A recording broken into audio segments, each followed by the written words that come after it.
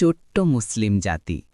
এই গল্পে আমরা শিখব যে আমরা কম্পিউটার বা ফোনে যা দেখি তার সব কিছু বিশ্বাস না করে অপরিচিতদের জন্য দরজা খুলব না। দূরের এক বনে একটি লম্বা প্রাচীন ওক গাছের নিচে একটি ছোট্ট সুন্দর বাড়ি ছিল। এই বাড়িতে মামা কাঠবিড়ালি এবং তার ৩টি ছোট কাঠবিড়ালি সন্তান থাকত। মামা কাঠবিড়ালি তার ছোট বাচ্চাদের খুব যত্ন নিত। সে তাদের খাওয়াতো এবং শীতকালে তাদের বাড়ির আশেপাশের পশুদের কাছ থেকে রক্ষা করত। মামা কাঠবিড়ালি ভাবল তাকে তার পরিবারের জন্য খাবার সঞ্চয় করা শুরু করতে হবে। সে প্রতিদিন বাড়ি থেকে বের হয়ে বনে বাদাম এবং ফল সংগ্রহ করত।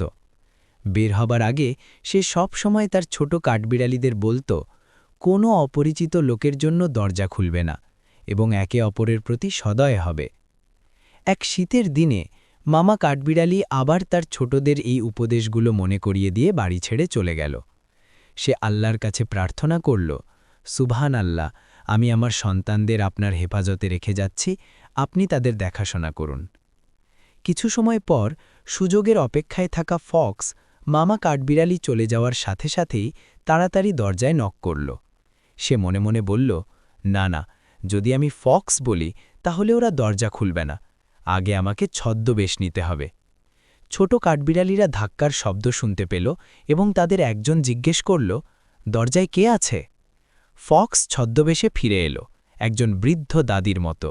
সে বলল, দরজা খোলো আমার প্রিয়, এটা তোমাদের গ্র্যান্ডমা, আমি তোমাদের দেখতে এসেছি। ছোট কাঠবিড়ালিরা তার কণ্ঠস্বর শুনে অবাক হয়ে গেল।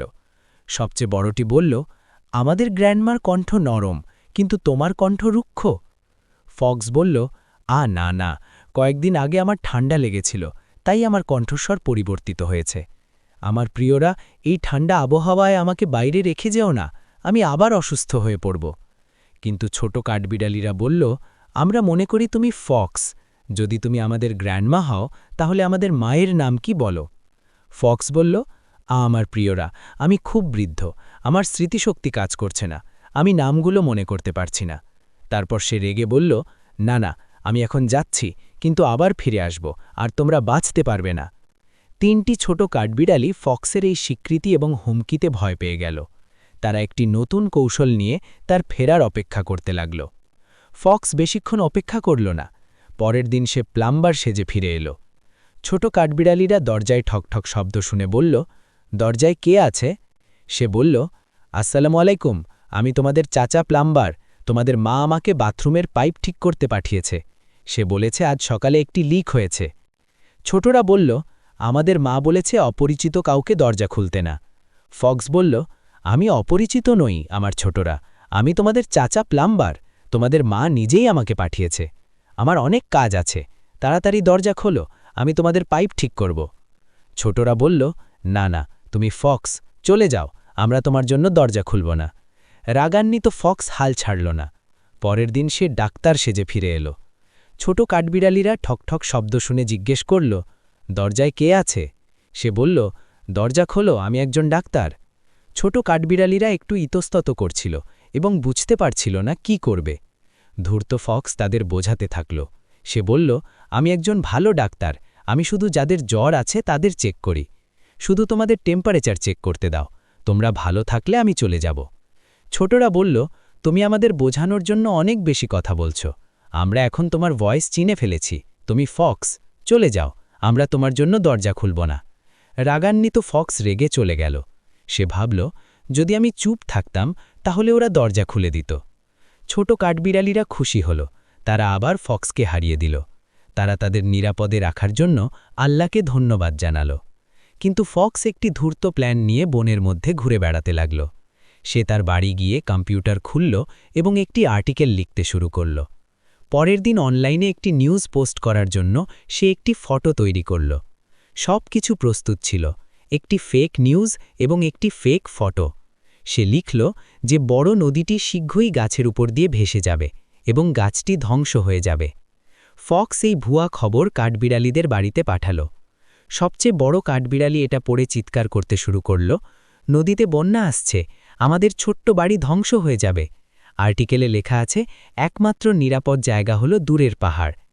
একজন বলল, কিন্তু আমরা তো আমাদের মায়ের অনুমতি পাইনি। অন্যজন বলল, তুমি কি নিউজ শোনোনি? আমাদের এখনই যেতে হবে। ছোট কাঠবিড়ালিরা আল্লাহর নাম নিয়ে সাহস করে বাড়ি থেকে বেরিয়ে গেল। তারা ভয়ে দৌড়াতে দৌড়াতে গভীর জঙ্গলের দিকে, দূরের পাহাড়ের দিকে চলে গেল। ফক্স পাহাড়ে তাদের জন্য অপেক্ষা করছিল। সে আত্মবিশ্বাসী ছিল যে তার প্ল্যান সফল হয়েছে। দৌড়াতে দৌড়াতে তারা হঠাৎ একটি আওয়াজ শুনতে পেল। তারা অবাক হয়ে তাকাল। সেখানে একটি সুন্দর লাল বার্ড তাদের অভিবাদন জানাল। সে বলল, আসসালামু আলাইকুম ছোটরা, তোমরা কেন দৌড়াচ্ছ? তোমরা কিসের ভয় পাচ্ছ? কাঠবিড়ালিরা বার্ডটিকে তাদের পুরো গল্প বলল। বার্ডটি বলল, আমি নদীর ওপার থেকে আসছি, সেখানে সব শান্ত আছে। আমি মনে করি তোমরা যে নিউজ পড়েছ তা ফেক। তোমাদের সব সময় সতর্ক থাকতে হবে এবং নিউজের সোর্স চেক করতে হবে, যাতে কোনো বন্য প্রাণী তোমাদের ঠকাতে না পারে। কাঠবিড়ালিরা খুব অবাক হল এবং বার্ডটিকে তাদের সতর্ক করার জন্য ধন্যবাদ জানাল। এই সময় ফক্স এখনও দূরের পাহাড়ে তাদের জন্য অপেক্ষা করছিল, কিন্তু তার প্ল্যান ব্যর্থ হয়ে গেল। কাঠবিড়ালিরা দ্রুত তাদের বাড়িতে ফিরে গেল। তারা বলল, আমাদের কম্পিউটারে নিউজ চেক করতে হবে এবং এর সোর্স ভেরিফাই করতে হবে। তারা কম্পিউটার খুলে নিউজ দেখল এবং বুঝল এটি ফেক। ঠিক তখন মামা কাঠবিড়ালি বাড়ি ফিরে এলো। তার ছোট বাচ্চারা দৌড়ে এসে তাকে সব কিছু বলল। মামা কাঠবিড়ালি তাদের খাবার টেবিলের চারপাশে বসিয়ে বলল, খুব ভালো করেছ আমার ছোটরা, কখনো অপরিচিতদের জন্য দরজা খুলবে না। আর যখন বাইরে যাবে আল্লাহকেরই স্মরণ করবে। তিনি তোমাদের সাহায্য করার জন্য তোমাদের পথে একটি দয়ালু বার্ড পাঠিয়েছেন, তাই আল্লাহর প্রশংসা করো। মনে রেখো, আমরা কম্পিউটার বা ফোনে যা দেখি তার কিছু সত্যি আর কিছু মিথ্যা। তারপর তারা আল্লাহর প্রশংসা করতে করতে একসাথে খাওয়া দাওয়া করল। সেদিনের পর ফক্স আর কখনো তাদের ধরার চেষ্টা করেনি।